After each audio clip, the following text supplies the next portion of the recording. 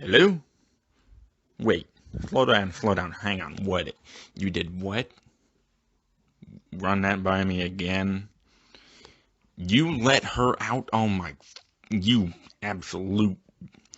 Alright, where is she? Yes, I kinda need to know that. Alright, fourth quadrant. Send Matt out. You know, Hammond's gonna have your head on a plate. That is, if Muldoon doesn't get a hold of you first. I'd be more worried about Muldoon. Hammond's rather forgiving, typically. No. Well, me and Matt will take care of it. Just send him out. I'll meet him at the location.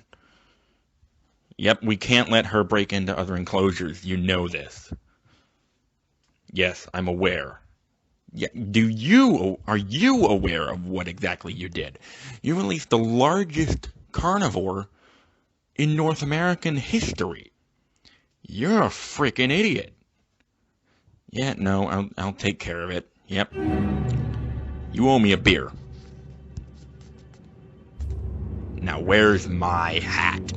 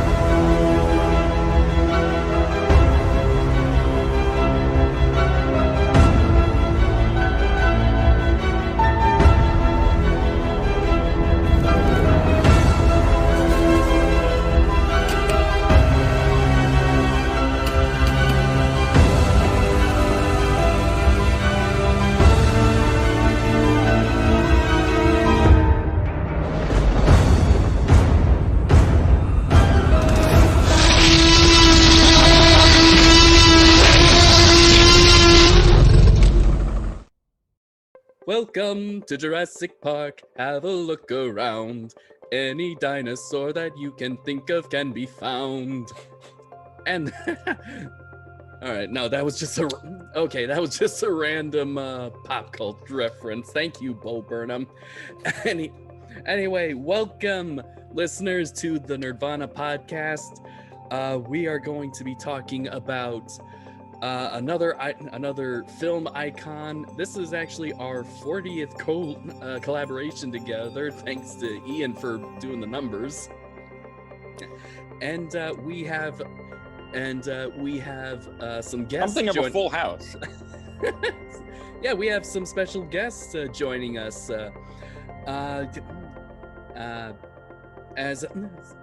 For any listeners that have just joined in, let's introduce ourselves. Starting with me. My name is John Murphy, and I'm a digital content producer over at KCAU 9 News. That's by day. By night, I am a independent filmmaker and film enthusiast. All right, Ian. My name is Ian Benoit. I am a reptile handler and alligator caretaker at Lake Tobias Wildlife Park. And that's by day. By night, not too different. Still Jurassic Park nut, as evidenced by my set and my shirt. And yeah, I'm also getting into independent filmmaking thanks to John. Hey, Jason. I'm as a special guest. That sounds so. I like that. Jason Lays. I work I work near John, KCA 9. I'm a commercial producer, which means I go out to drugstores and I shoot all the little knickknacks that no one buys. And that's by day, and then by night. My wife works at an animal hospital, so it's taking care of our dogs and our cat and all that kind of stuff. And I'm a writer. I used to teach independent film, but that's in Iowa, so there's not a huge market for it. And so I just write when I'm not here. To you, Matt. Matt Brewster. I am a high school art teacher at Commonwealth Charter Academy. Also work at Lake Tobias with Ian. I drive these safari tours there, so I get to be up close and personal with all the miniature gallimimuses that we have up there. There's one right and there. The official Jurassic Park Jeep driver for all of Ian's videos. Mm-hmm. Yes, he had. Yes, and Matt actually joined us for the Battle of Big Rock review, and so now we have a face to the voice, and as well as a face to the car that you saw in the intro. That is his actual car. That's my baby. Is that 7 days a week your car, or just on special occasions? Just when it's warm enough. Okay. During the winter time, it has a nice place of honor in a canopy. Okay, nice. All right. So Matt, you got another one in the works, don't you? Oh. I do. I have a Ford Explorer, a 91 Ford Explorer out there that is waiting for the paint job. No way! Is it gonna be? I will have the tour vehicle too. The glass dome, the whole thing. I'm going to probably forego the glass dome because that's an awful lot of work to try to chop that off. And it's not even the right, if you want to be technical, it's not even the right model because it's a sport model, but it's still a 91 Explorer. So It's okay. I don't mind that it's a two-door. It's just going to be a little bit smaller than the ones in the movie. But it's, to the untrained eye, nobody will notice the difference. Well, it's not the Sam Neill car. It's not the Goblin. It's the one on the other part of the island. It was the one that was going through. Pick a dinosaur I can't think of the name for. Yeah. That'd be fun. You guys should see the reaction through the park when he drives the Jeep through. I would love to see that. All right, so we're actually joking before we get into this review that during the tours, while all the tours are running, Matt should drive his Jeep through the field. I would love that. Absolutely love it. Anyway, let's get this review underway, gentlemen. All right. Let's see. Starting the timer now. Here we go. John, why are you doing the timer? This is going to be a freaking 3-hour review.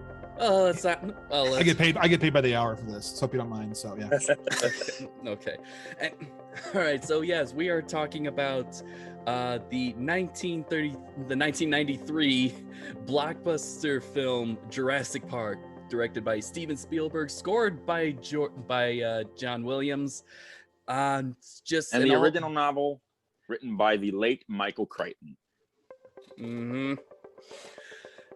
And quite frankly, this is definitely a movie that pretty much started my whole journey. It made me I can think of this as making me want to be a filmmaker, just in all aspects, from execution to the music, and even as I think about it now, just the sounds, not just the dinosaurs, but just even the everyday sounds. Like, that's my desk with a bunch of empty cans that I need to get off, or my cats knock them out.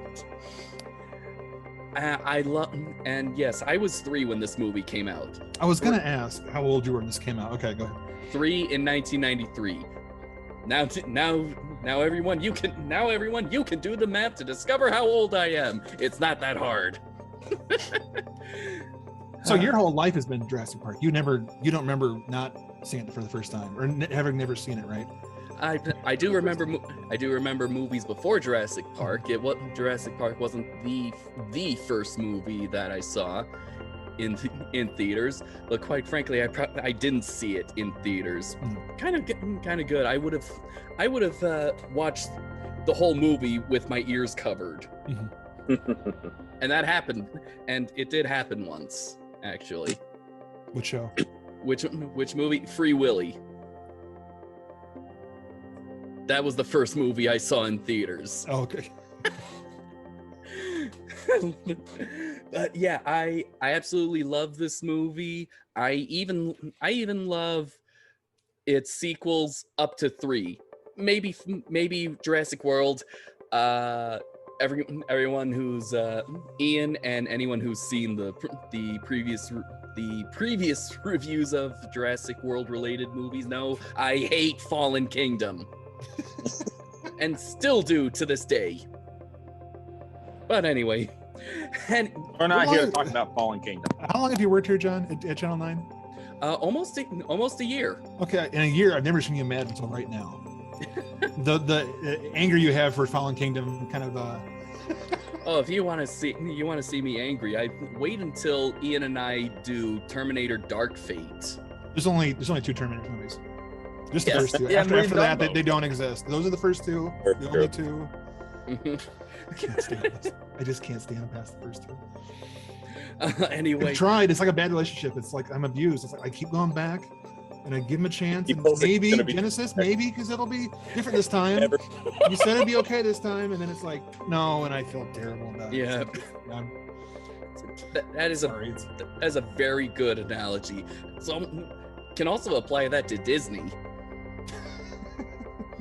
No, that's the sidetrack. I have a friend of mine who worked at Disney for years in the parks, and his stories, minus there's no alligators, is very much full of Karens, and we call them Chads, but it was very much the same kind of entitlement when people walk in and go, I want to park here, like that's blocking the tram. Well, I want to park here because it's closer, that kind of thing. But yeah, he has better style.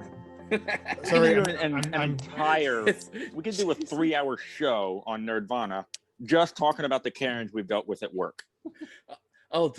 Matt and I might have the best stories, though.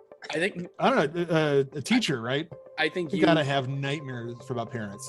Ian, I think you, Matt, and Jason would pretty much be the only ones that do that 3-hour show, because I may have worked in retail for several years, but I hardly ever came across any Karens in my lifetime. It's all only my coworkers experience them.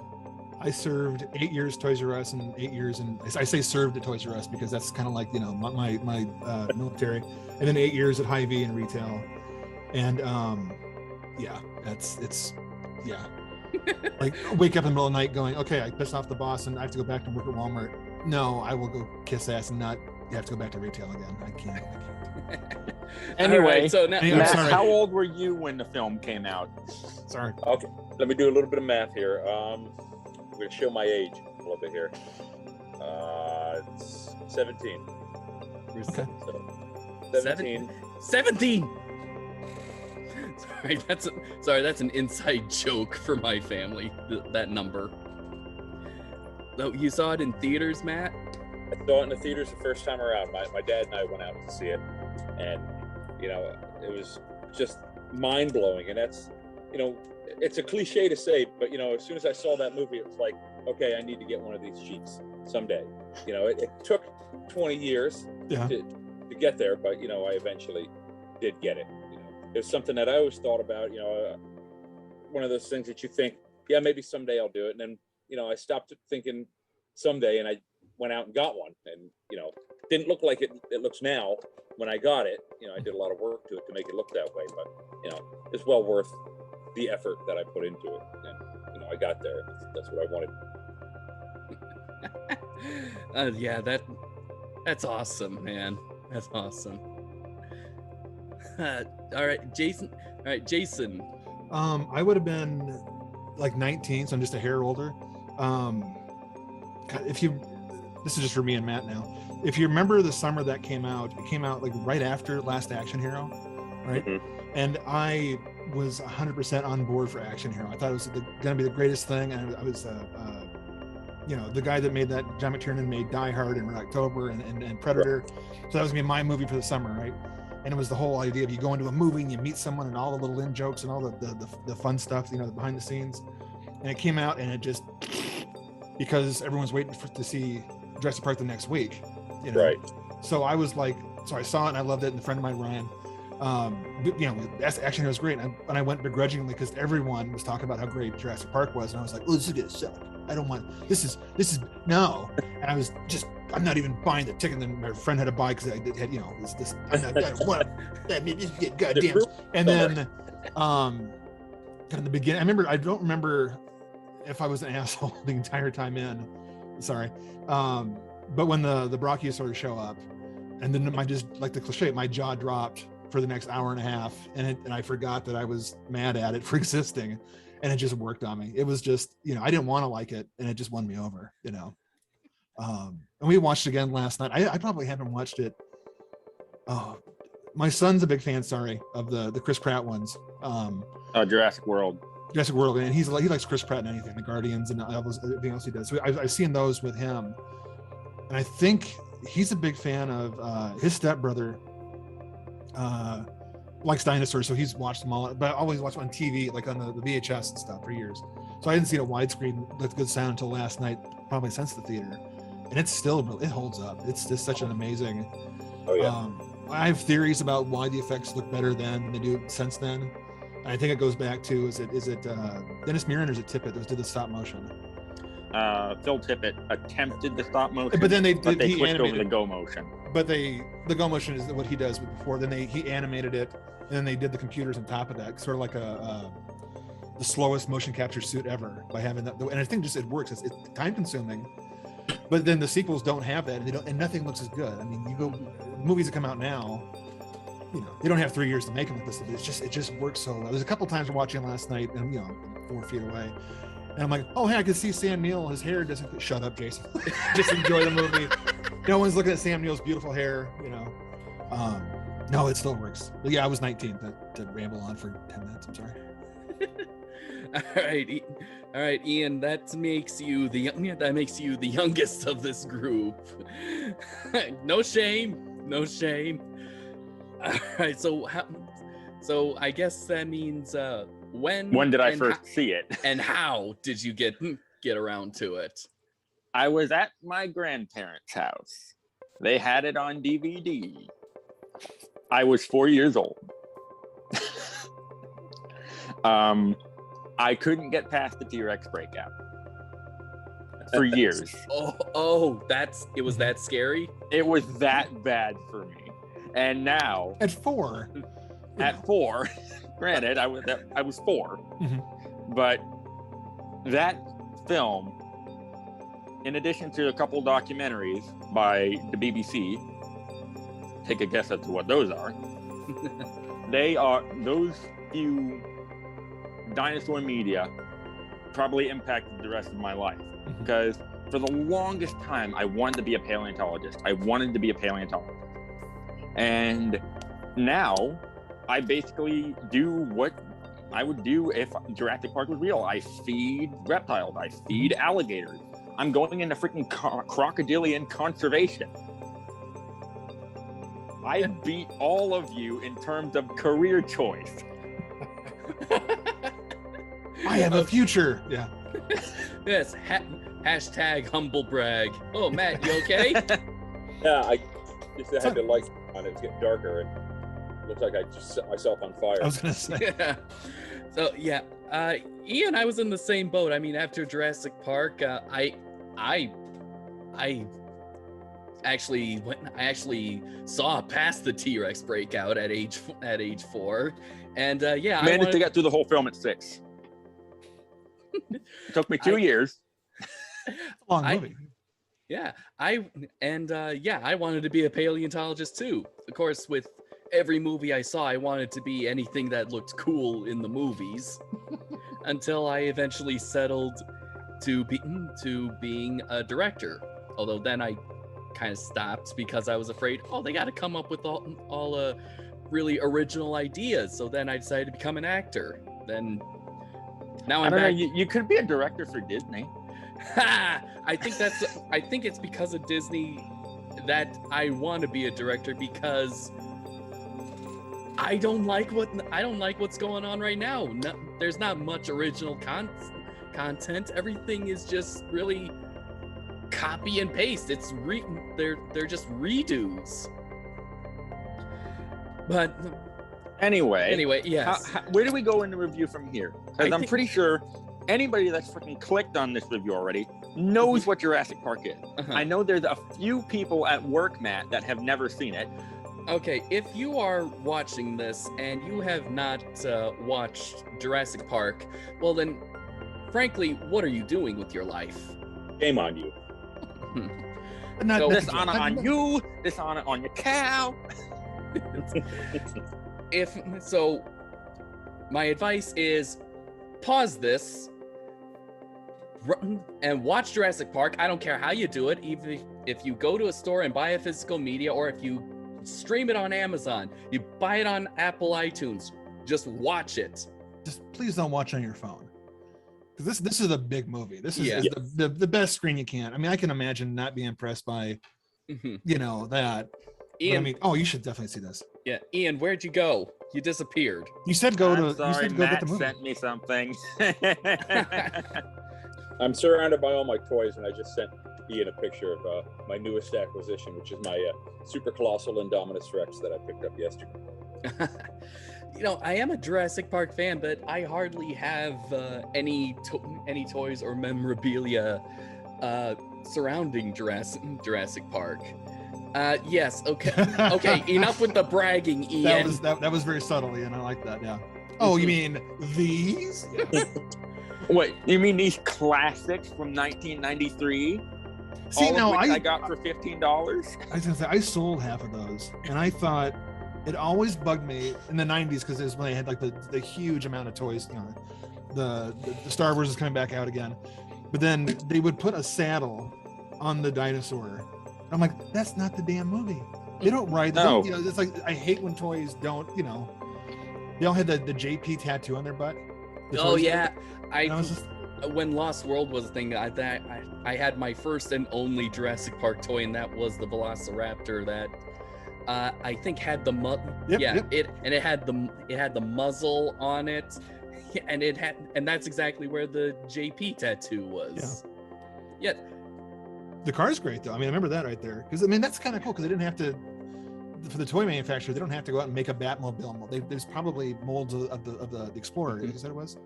So you can probably get that. They license it out, and they have a good looking toy. But I mean, now they probably have amazing, like some of those companies that have the $200 dinosaur sets that are screen accurate. I think those are called Amber Collection, Matt. And I know about that.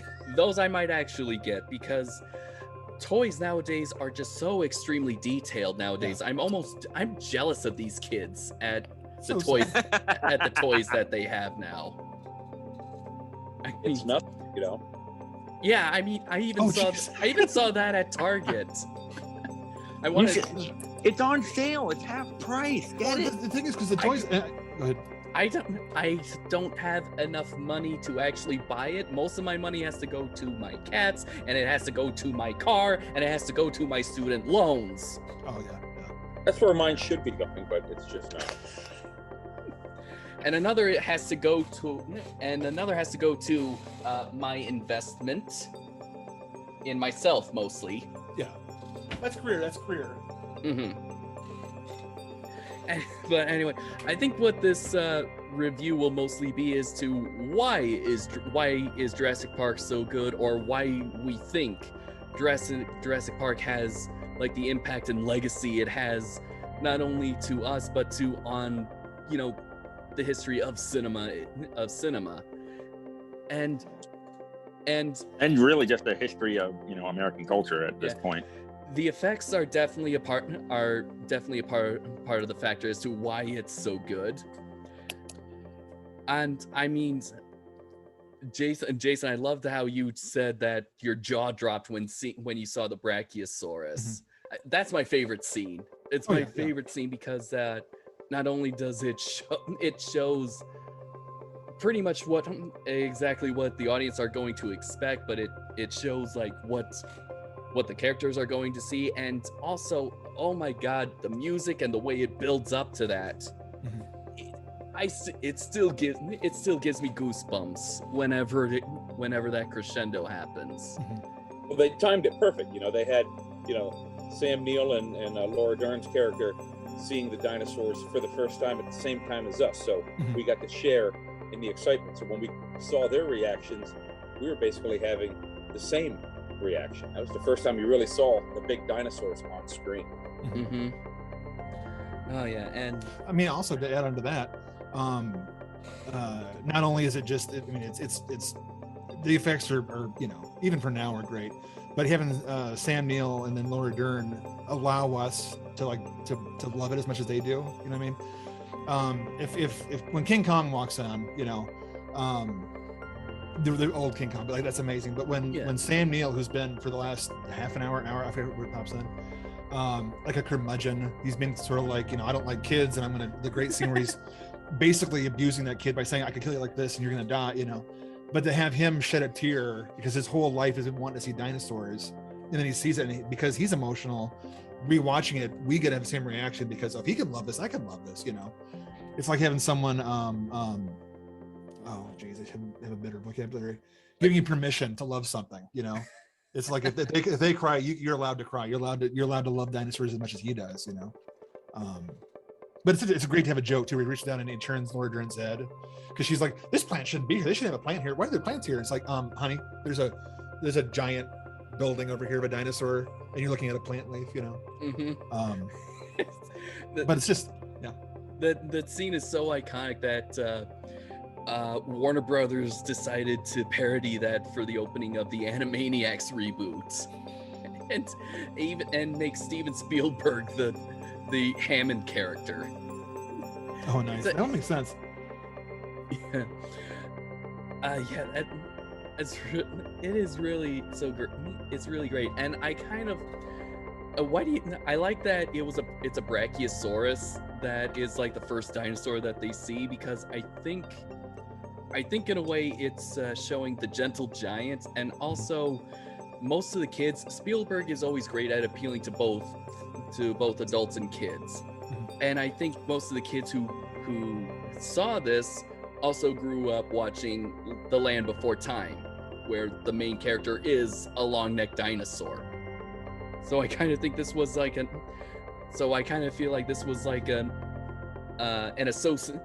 association of that.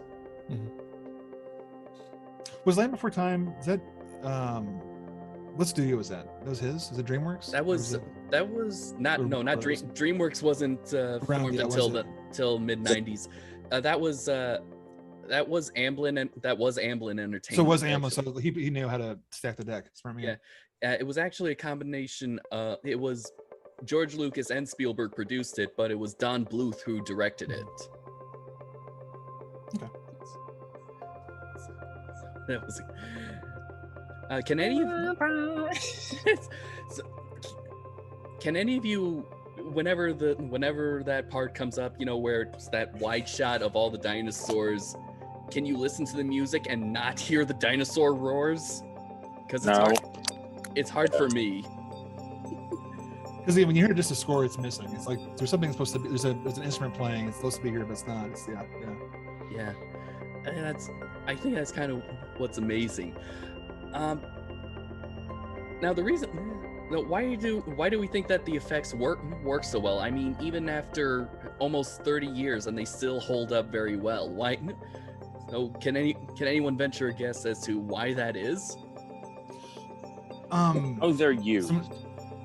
What's that? Say, It's how they're used. But I think even beyond that, I think it was, if you do a painting, right, and you don't know what you don't know what brush you're gonna use and what kind of ink painter, what kind of paint you're gonna have, and you're discovering as you go along. Well, yeah, you're an art teacher, right? But like you're trying to do a piece, then if you try and reproduce that piece, the first one's always better. There's always more to it. There's more detail, because if you're just gonna draw, an eye, and you're gonna okay, I'm gonna draw the shape of it and then the eyelashes and then the reflection that we're gonna do, and you no, that's not right. Go over here, do it again, and you get it where you like it, and then you go to reproduce that. You just do the outline of the eye and the eyelashes. I think the 3 years they spent doing this, I think it gave more brushstrokes.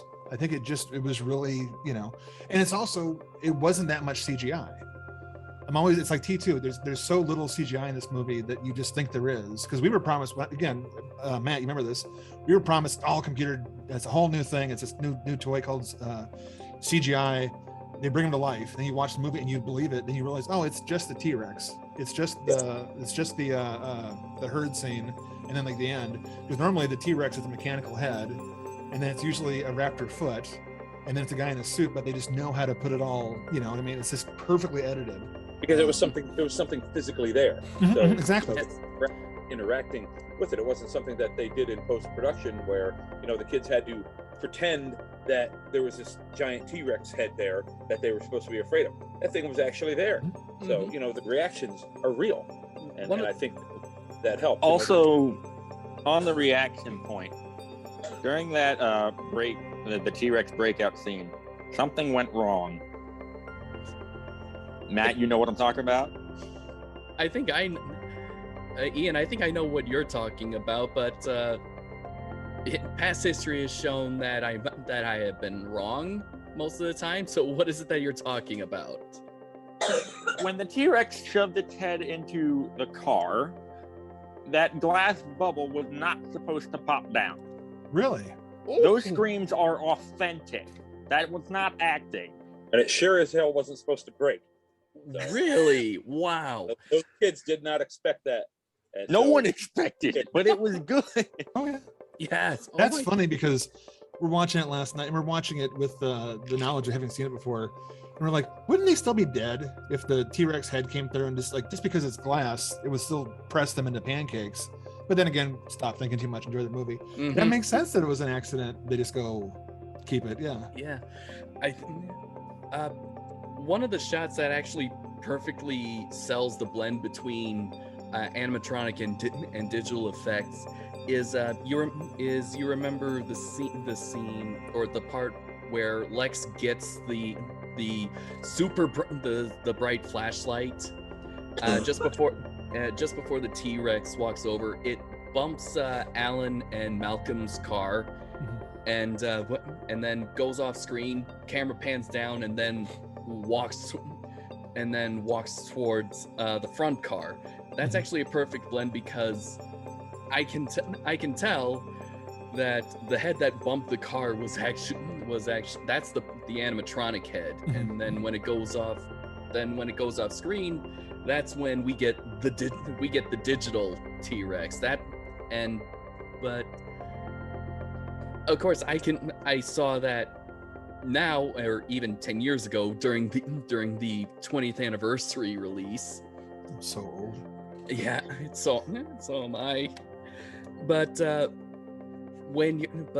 if you don't have much knowledge in how stuff works, or even as a kid, it just looks so seamless, and that's again what makes it so amazing. Because our eyes are just not used to the whole digital look, because it's rarely used. Well, one of the tricks in independent film, the term is matched action, and it's like, because when I'm trying to do it on the camera over here, when the head hits, and I don't know it's the same one you're talking about, and then the dummy head, the animatronic head bounces off, and then there's like a sweep to it, and then it comes back in the digital one, because the motion's fluid, that your eye, when you match action, like even on a cut, you can have a cut and have it be a continuity error, and the glasses in there. If the eye recognizes that motion in the cuts, you'll think it's the same thing. Mm-hmm. You can have you can hide so much in a cut if the action's right. The people's hair can change color, right? But because the motion's the same, because our eyes kind of like the T-Rex, not to make a joke here, because they go by motion. They say that we're designed to to line up motion as being a predator or a threat. We see faces because we get endorphin release. We recognize a face. That's why the fake faces, the uncanny valley doesn't quite register right. We don't think it's real. But you can hide so much if it's a smooth motion like that. I know when the Raptors are jumping through later on, it goes from the foot models, the guys in suits, the digital one. You can't tell which one's which because it's the figure eight. It's just smooth as like that. Yeah, it is so amazing. One thing, the T-Rex scene is actually all of the movie is. I said how it also makes me appreciate just like the simple sound effects, and it's not just the dinosaur roars, which it's just amazing how they created that. But it's also just like regular sounds that we make, like the flick of a lighter or just the opening of a door. Sound design is actually is actually a pretty fun part of editing. I really had a lot of fun trying to design sound for some of my projects recently, and that is because much like a digital effect, or even painting, it's an art form, and if we can, film is the one where where it's not just, you can't just fool the eyes of the audience, you also have to fool their ears. So if the audience is engaging all of their senses, then you've pretty much just made an effective movie. And my favorite sounds are when Nedry steals the embryos, especially during the music, like with the closing and opening of the cold storage, or the sliding glass door, and even the little click and of the storage, the shaving cream storage can. I need to get one of those. I think you can find them on Etsy. Ooh. Yeah. Now, okay, those of you who watched it on VHS, I had totally forgot that he takes the shaving cream and they say you can get through customs by spraying it. And he takes it in his hand and he goes, he puts in the guy's pie next to him. You guys remember that? Yes. Okay. I do. Did I forget that, or is the VHS cropped out and you don't see that? I'm trying. I mean, I don't have it. I haven't seen.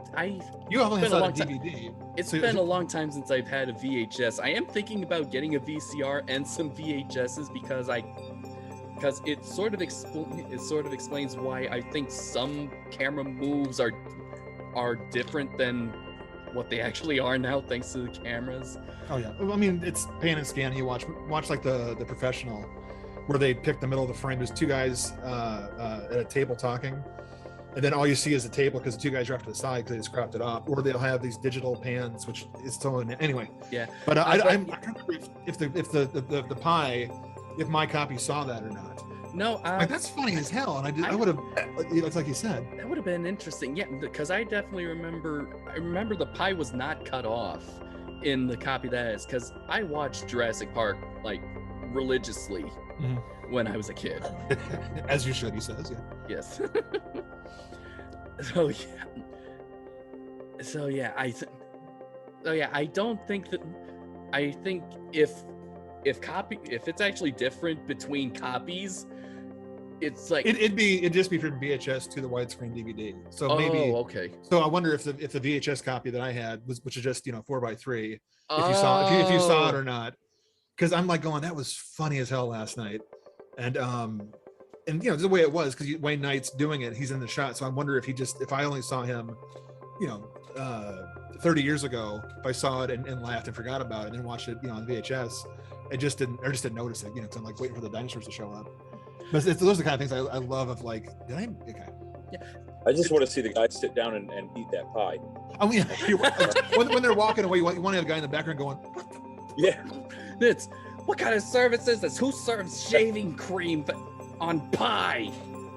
Oh, Welcome to Costa Rica. Yeah. this is so getting 1-star review on Yelp.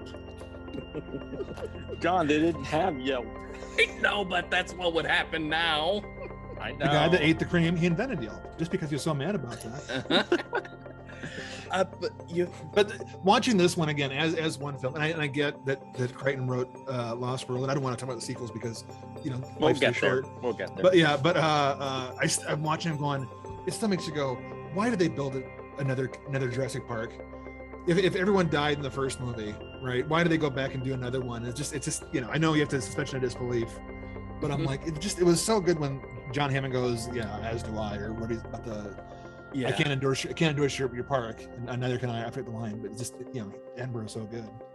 Mr. Hammond, after careful consideration, I've decided not to endorse your park. So have I. Oh yeah, God, Edinburgh is so good in this. Oh yeah. May he rest in peace, of course. Yes. Between this and Santa Claus, he's my childhood. It's fun. I found out that Attenborough, this was actually his first acting job in 17 years. Like he didn't act in the 80s. He directed most of it, one of which was Gandhi that beat E.T. Not in a fight, at the box office. No, in the box, yeah. No, I think in the Academy Award maybe or something. Maybe box office, I might, but yeah. Steven Spielberg directed the guy who beat him. Yeah. He's so good in this. It's one of those. Yes. I haven't read the book, but I wonder if in the book, if whoever they pictured when you're reading it, then you read it again after this, you have to picture, Attenborough. Oh, Absolutely, yeah. Oh, I remembered reading the book in high school. I don't remember much, but I definitely know Hammond was a little bit more unlikable, even as I pictured Richard Attenborough in that. He was in the book. He was basically like an evil Walt Disney. That's what Crichton said he intended. That's redundant. Anyway, I apologize to all Disney fans who are watching. We rag on Disney quite a bit. Yes, we do. We do it, but we don't do it because we hate Disney. We do it out of love. Dead silence. Anyway. But yeah. Well, but Spielberg does that. If you ever read Jaws, all the characters in Jaws are just asshats, And then the movie Jaws, obviously everyone's, and I love the movie. The book is not the movie. But I mean, he makes the people that are kind of despicable or flawed into like these, you love them. Flawed. I mean, he still does that, but I mean, Attenborough. Yeah, I mean, Ian and I, we did a last year for the 4th for July. We talked about Jaws and how most of the characters for almost 2 hours, and that how all the characters, even the mayor himself, was flawed but still had redeeming qualities, it's amazing. I like the story of Alan Grant actually kind of assuming kind of like a parental figure to these two kids. Oh, and there's one right there. There's one, right? Yes. Hi. Oh, thank you. Stand in front of the air conditioner. Okay, you can stand in front of the air. Is it bad there too? Is it hot? Pretty hot, yeah. Yeah, we finally got some rain. It looked like we were gonna get some, but you guys are inside all day. Shut up. We were outside all day. I had to mow. My lawn's like 12 feet by 6. It's stupid small, but anyway. It's really, I'm spoiled. I know. Yeah. What were we talking about? The Evil grandkids. Walt Disney. No, that's taken for granted. No, here's something that I had forgotten or never noticed watching it last night. How small it is. It is a weekend movie. It's not Raiders of the Lost Ark where it's weeks and weeks. It's not something big, some gigantic, the whole, but it is a 2-day movie minus the little opening when the raptor breaks out and going to pick up Grant. But they're there for a week. Sorry. Wow, John. Someone was going to do it. Actually, you know what? I wished I had brushed my teeth after dinner before doing that. We all do. Yeah. But it's small. It's small. It is, if you literally break it down, it is a weekend trip. Grandkids are visiting, and you could Things hunky dory. It literally could be any park. It could be, hey, we're gonna come open up a theater. I own this. My grandkids will look at it. I want you to come in and be it could be anything, right? And then it doesn't have to be dinosaurs. It could be Westworld. It could be anything that kind of goes awry, right? It could be a summer camp. It could be the slasher shows up and kills out everybody, But it's like such a simple little thing, and it's just you care about the characters. You have a cast of what, 10 people? I mean, really? Max. Yeah, and it's so you get to know everybody, and it's not a body count movie. Everyone's not going through, minus the lawyer, which is still bloody as hell for the time. I just love it when he grabs them. And I remember watching as a kid, 19, and he grabs him on the toilet, which is like, why the toilet? I know he has pants on, but he has shorts on, but still, it has to be. But then he just does that, grabs them, which we've seen before, ever since like the Beast from 20,000 Fathoms. They grab the guy and they pull back and they kind of swallow. It's happened. But this one, he grabs it and then he like just breaks him in half and then keeps chewing. And I'm like, damn. Just grabs them and shakes them. But he breaks them, like he's got to like snap him in half, right? Yeah. And go ahead. I'm sorry. We don't really see a T-Rex break someone in half until the Lost World. So I guess the Lost World is kind of a little bit of a callback to that. Yeah. The Lost World, I remember, again, age thing, when he ate the dog, everyone was like just mad. It was on like EW and the letters page, and I'm going, that's not to be cruel. I'm saying it's the best part, not like I enjoy dogs eaten by dinosaurs. It's never gonna happen, but it's realistic. That here's an animal. Here's a meal on a string, and he's like, oh yeah, it's like a tea bagger. I don't know what you want to call it, but like he eats it and then he drinks out of the pool. Yeah. He's gonna get diarrhea from the pool water or the dog. Chlorine. The chlorine, Yes. Thank you. The chain's gonna get caught in his throat, but that's the kind of thing, the realistic touch that I like so much. But anyway, I'm trying to make jokes here. But in Jurassic Park, it is a weekend movie. There's not a lot of body count. You have, it's kind of nice. Like Sam Jackson dies, which is sad. Who's the guy? Muldoon at the screen. I'm cheating. IMDb is open. He gets it, but like for the most part, there's not a lot of people dying on the island. It's not a body count thing. It is because everyone that's there, you care about them. I think that's one of the things that four people died. Yeah, I think that's one of the things that was Spielberg's intention, is that he didn't want to make like a basic monster movie. I mean, he would have grown up, and I'm pretty sure he grew up during the time when monster movies were they were all the rage. Ian, remember when we talked about Godzilla 98, is that what's that? Yeah, he refused to watch that movie because he didn't want that to ruin the memories of the American version that he grew up with. But the buddy of mine I saw Jurassic Park with, he insists that Godzilla 98, the Matthew Broderick one, tanked because one of the trailers for that showed the T-Rex skeleton right in a museum gets stepped on by Godzilla, and then they go size matters, and then Ryan goes, well, no one's gonna watch that now because it's just crapping on Jurassic Park. Show some respect. And I'm like, you're kind of right, Yeah. Well, John and I did say it's basically a B-movie mockbuster of Jurassic Park. It pretty much is. Jurassic Park and Lost World. Well, and that's why John, what did people say about the ending of Lost World? The Godzilla fan. The Godzilla fun. That the Japanese who were running away were saying that I left Japan because of this. Too soon. No, I'm talking about how the ending of Lost World is a more faithful adaptation of Godzilla than the '98 movie. Oh, I don't remember. No, that's what they said. Oh, that Yeah. is? Yes. I can see that.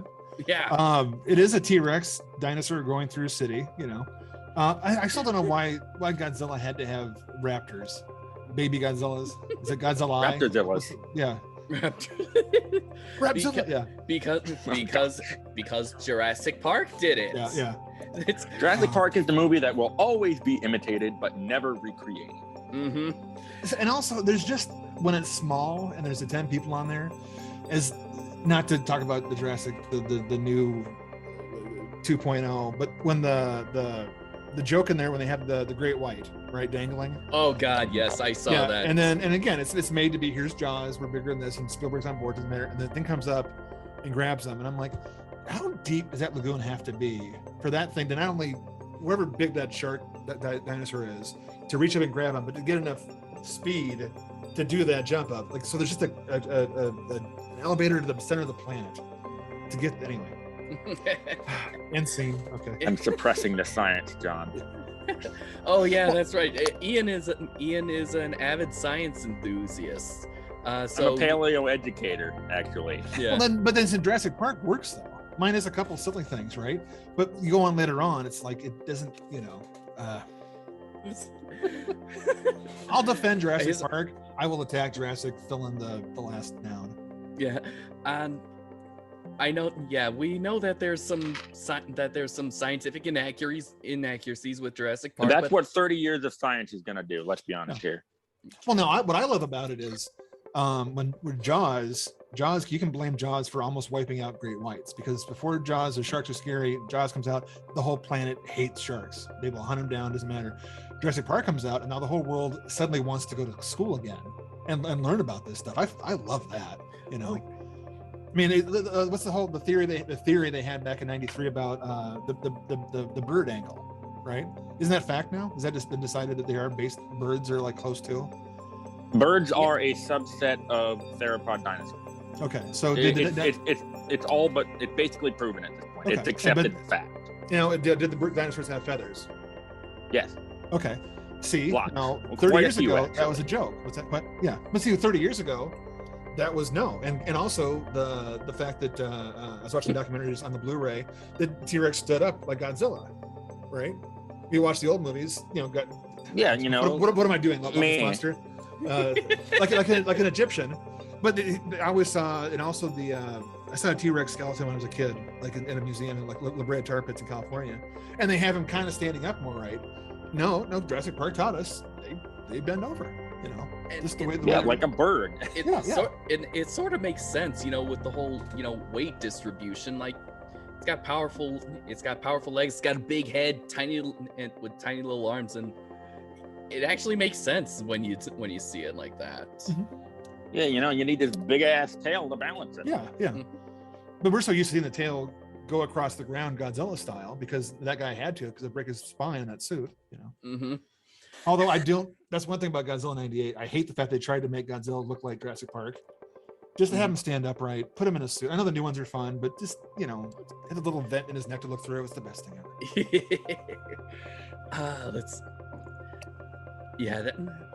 That's amazing. See, I have toys too, man. Okay, that's it. Top that one.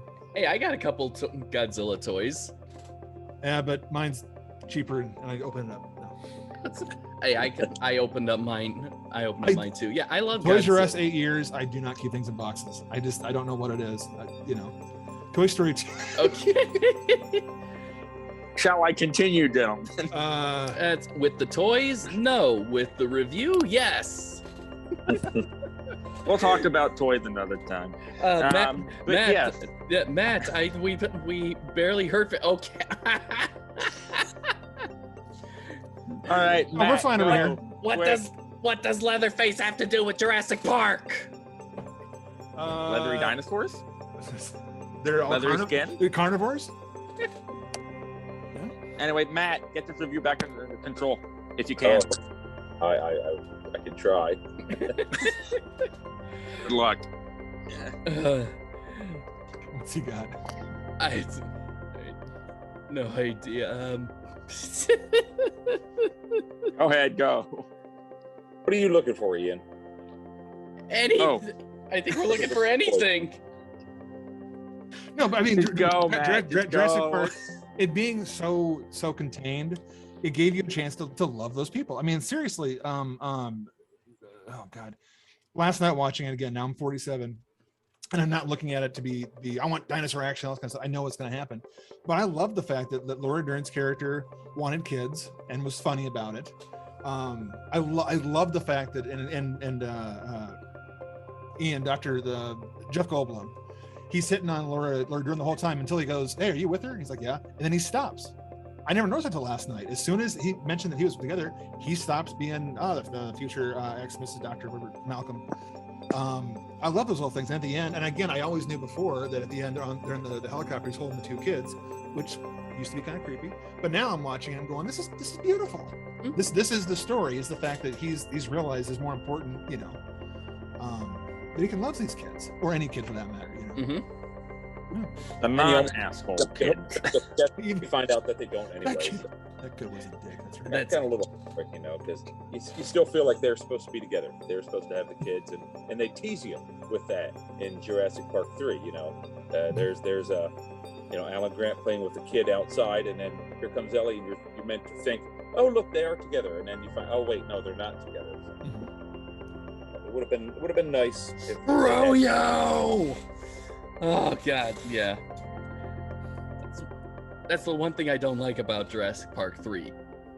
The one thing? Okay, the one main thing. The one main thing. There's a few other things that are wrong with Jurassic Park 3. A few? Okay, let's not get into semantics right now, Ian. We'll tackle the third movie, dude.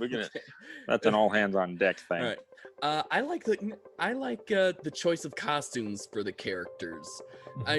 Especially with it's pretty.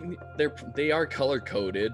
Like you can kind of see that Dr. Grant and Ellie Sattler are kind of in sync because they have like this little yin yang thing. One wears red and blue, the other wears blue and red, that kind of thing. It's Hammond and Malcolm that are pretty cool because they sort of reflect their opposites. Hammond dressed in all that white and that white beard and the cane that at the tip has the amber mosquito in it, brings up the image like I am God, and he essentially is. I mean, he created dinosaurs, he brought them back from the dead. And then there's Ian, who's pretty much just saying like this is all good. This is all just going to go horribly wrong. And he's dressed in black. Yes. Just as how he was in the novel. He dies in the novel, right? Yep. Yeah. Only to be retconned in the sequel. Yeah. Yes. Spoiler alert. I only had 30 years to read it. Jeez, man. So I like 31. Yeah, I like the use of colors in the costume to kind of show contrast, especially with Hammond, because with the scene with the ice cream where he's talking about the flea circus, you can kind of see that he has a bit of a god complex, and it kind of came to bite him in the ass when it came to Jurassic Park. And that's kind of what's amazing, and I love the fact that it was Ian in the novel, or Matt can answer this one as well, since we're pretty much overshadowing Matt. In the novel, overshadowing the guy with the freaking Jeep. Yes. He doesn't need to prove himself. He knows he's the top shit here. So that's okay. Mr. Toy Dinosaur, he's got a Jeep. Yeah. Back off, man. Yeah. Got a bit of an advantage. It's a slight one. Okay. As in the novel, does Hammond have a cane where the top is the mosquito in amber? I can't remember if they specifically mention that in the book. Do you, Ian? Because I can't. No, say I haven't. No. Might have been something that they came up with just as an It added might just be something for the film. Well, I think that was a pretty good decision to do that because I think it definitely shows. Well, Jurassic Park pretty much started from a mosquito, of a little insect that we pretty much take for granted, and we just want to smack. We just want to smack, and Hammond pretty much keeps it close to him because this whole thing wouldn't have existed if it wasn't for that pest. I remember thinking that the sequel, which I mean, when we walked out, you know, that there's gonna be more. They're all on the island, whatever. Because he had the cane still, that he was gonna be. They can make more dinosaurs. Like because he has the cane that has the one mosquito, they can go in there. They can keep doing it again. And the sequel goes, oh, there's a whole other island. We've got more dinosaurs. Those aren't all. Those are the ones we show off. You know. I thought that was kind of a. Oh no, of course you have more than just one. Yeah. God, that cane just reminded me another reason why I hate Fallen Kingdom. It's because of his partner, who he never mentioned in the two movies, who has a very similar cane to him. Anyway. Yeah, seen him angry twice now. Yes. Yeah. Woo. Okay. Oh, I just came across something interesting from IMDb. Did you know actually Harrison Ford was offered the role for Alan Grant? Yes.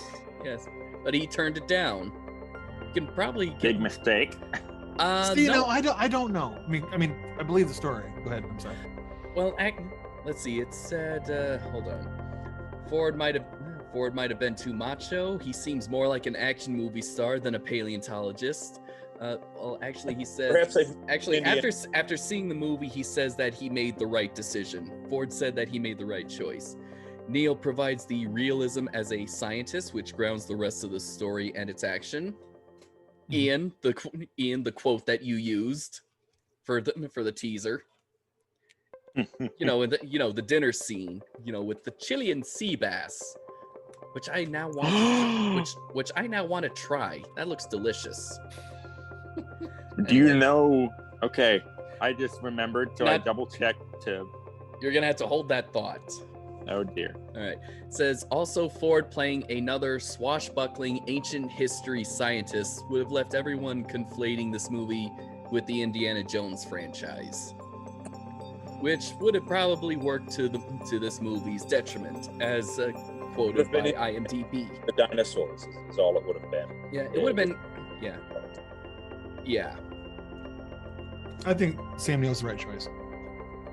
But also you have to wonder, because back then Harrison Ford and Spielberg had done so many movies together, and Toss and Lucas there, that it might have been like offered towards them anyway. Like people get paid money to be offered, and they get here's a stipend to read the script kind of thing. Mm-hmm. Spielberg, I think he knew kind of what he was going for. He might have offered, like, it's kind of like for a little while De Niro was linked with The Last Temptation of Christ as Christ. Okay? Oh, because of the Scorsese thing, yeah. And like it's a budget thing, and it might have been a case where they had Harrison Ford was offered the role. I'm not trying to crap on the whole story, but it might have been offered the role just so the studio would go, oh, we have Harrison Ford and Spielberg together again. Quick, green light another $1 million or $100 million, whatever it was, right, just to get the money thing kind of going across. Because I can't see Spielberg crap in the bed with that. Because I mean, that's clearly he needs an everyday kind of person for that. Mm-hmm. God, I would still love to see Harrison Ford going up there and saying like, dinosaurs. I hate why'd it have to be dinosaurs, or some line like that, The world's worst Harrison Ford impression. Thank you. I'm here all night. Well, jokes aside though, because jump ahead a bunch of years to, it's just a couple years. Schindler's List was right after this, like 95. Actually, Spielberg was working on this and Schindler's List, like at the same time. Yeah, but then he shot this, and then he was working on post-production for Schindler's List. Because post-production was a long thing for this, where Schindler's List was. Anyway, there's one scene where Liam Neeson's going up over a hill with a fedora on, and I'm watching the movie, and just you're rubbed raw watching Schindler's List. You can't, and I'm like, is he gonna save the prisoners like Indiana Jones? Like he has we're gonna hear John Williams' score come up behind him. And I'm like, Jason, shut up. Just okay. Like the hat was, he shouldn't have had that hat. The hat was too much of Indiana Jones because Raiders of the Lost Ark was huge. So he should have worn that hat. And Harrison Ford could have done John Hammond though. You ever watch that movie? I'm kidding. I just Wrong. double checked something. Mhm. The role of Ian Malcolm was also offered to Jim Carrey. Oh my god! Oh yeah, that's right. I remembered that because there's a piece. 93? There's a piece of trivia on the Sonic the Hedgehog, where where Dr. Robotnik is doing his evil dance. If any of you have seen that, and one is where he's being chased by a dinosaur and then acts like his head was bitten off, and yeah, he was also offered the role of Ian Malcolm for Jurassic Park. I was like, yeah, I can't see Jim Carrey doing that. Well, especially in 93, Jim Carrey was like, was it The Mask? The man. Okay, so he's just coming across. So Yeah, I can't see that. I can't. But no, awful decision. Yeah. Yeah, I know. Jeff Goldblum, or as some people call him, the Wizard of Oz. Yeah, I can see that. Yeah, I think this was the movie where he started that whole. It's there in The Fly. Good impression though. Oh.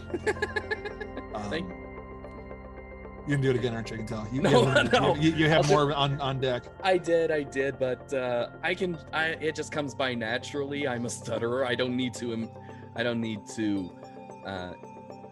imitate him. I think it's impressive that he goes from being like, he's a stud in this movie. I mean, he is. He's all in black, and he's got all his wives, and then also in Lost World, and then like 5 minutes later, it's Independence Day. Yeah. As like the big. I mean, Independence Day was so much fun, but he is this like kind of like nebbish, and then here he's like got his shirt open. I never understood sexy Jeff Goldblum. Right? It's like, why does, I mean, I'm not knocking him, but like there's a statue of him like shirtless in that black shirt somewhere in Europe, and that's not ironically, it's they actually think that's It's also a collectible now. Yeah, it's like a high-end collectible. I've seen tattoos of him like that. It's a Funko collectible too. Oh, that's true. That's yeah. It comes all buttered up, so it's all slick, But then, in The Fly, I mean, he is sexy in The Fly. The stuff with him and Gina Davis before he gets all flied up. They're playing him as being like a reason that she's attracted to him and stuff. But now he's Thor 3 and he's selling real estate. I don't even know what he's doing now. He was 43 in that. He was 43 in that movie, and let's see. I came across a YouTube video where it was like cast of Jurassic Park then and now. And when it showed Jeff Goldblum, walking on the beach, so all he had was just on swim trunks, and that's it. And when I saw him, I was like, "Oh, that's Grandpa body. Yep, he has like muscles have atrophied, that kind of thing." I was like, "Oh wow, yeah, that was almost 30 years ago. Dang, it's so weird. It's so weird to see it." To see Jeff Goldblum like that. Well, that's because he's so iconic here. Yes. There are legions of people that are devoted Jeff Goldblum, worshipers, simply on the basis of Jurassic Park, that have never seen him in anything else or never cared to. They just love, Ian Malcolm. They're just, for him. Well, and Sam Neill, like here's a flat out hero and you love him, right? But before this, he's Damien in Omen 3. That's right, yeah. He's usually a bad guy. He had the Possession a couple years before this, where he's like an abusive husband. He's always a scary guy. He gets this, and he gets Red October, where everyone wants to give him a big hug because he's great in that movie.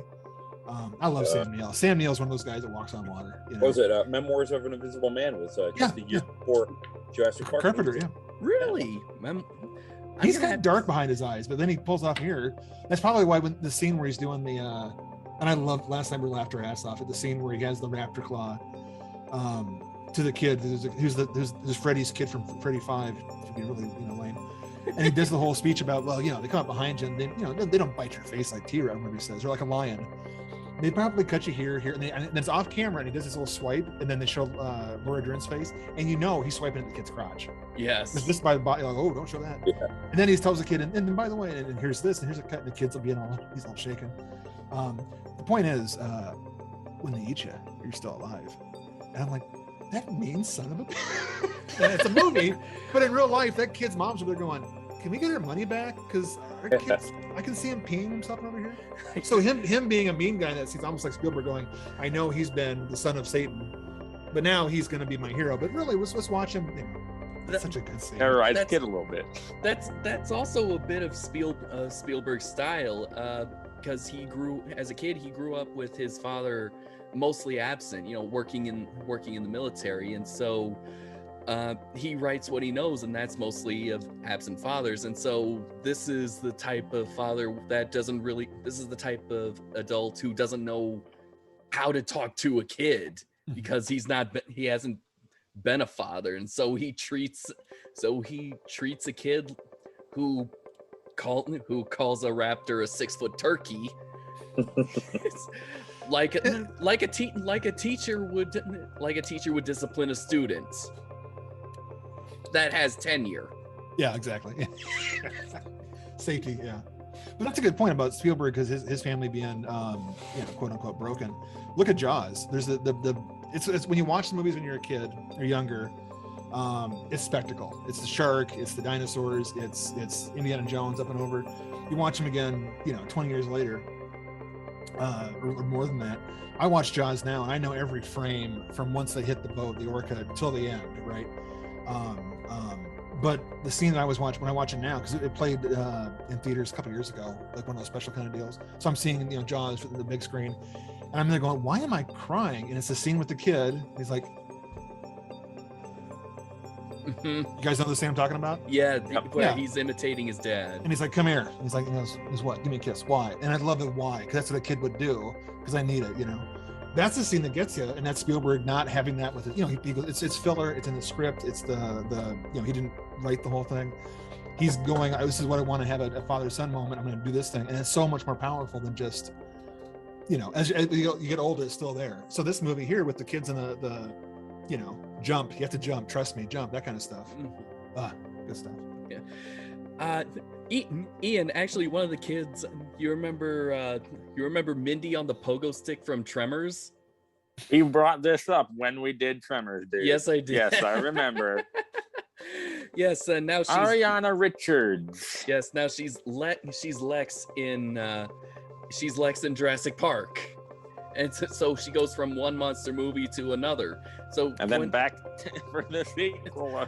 Well, it's kind of nice that she was actually part of two iconic movies. One's a cult classic, the other is an absolute blockbuster. It's a shame that they only brought them back for like what, a 2-minute cameo in The Lost World. Are they at least bringing them back for Dominion? There has been no news on either Ariana or Joseph returning for Dominion. They might get a cameo, but there's nothing I've heard. Nothing definite, but it was rumored that everybody that was in the first one would be in Dominion. Nothing concrete. Really? How are they going to get Richard Attenborough in that? I know, I thought the same. They're going to joke. dig up John Hammond's grave. Well, they have, because a mosquito bit John Hammond. You see, so there's a little bit of blood from the mosquito. I'm making a joke. No, I wouldn't be. Well, I wouldn't be surprised if they did that. I mean, they cloned John Hammond. They brought a partner that he never mentioned before into the mix. And he cloned his daughter. And see, that's Clone Wars, isn't it? It's Clone Wars. We're not going there. It's the Clone Wars. See, once the dinosaurs got all like hybrid and stuff, I was like, no, it must be dinosaurs. I don't need to see I want dinosaurs. If I want to see monsters, I'll watch a Godzilla thing. But no, they should have just been legitimate dinosaurs, not.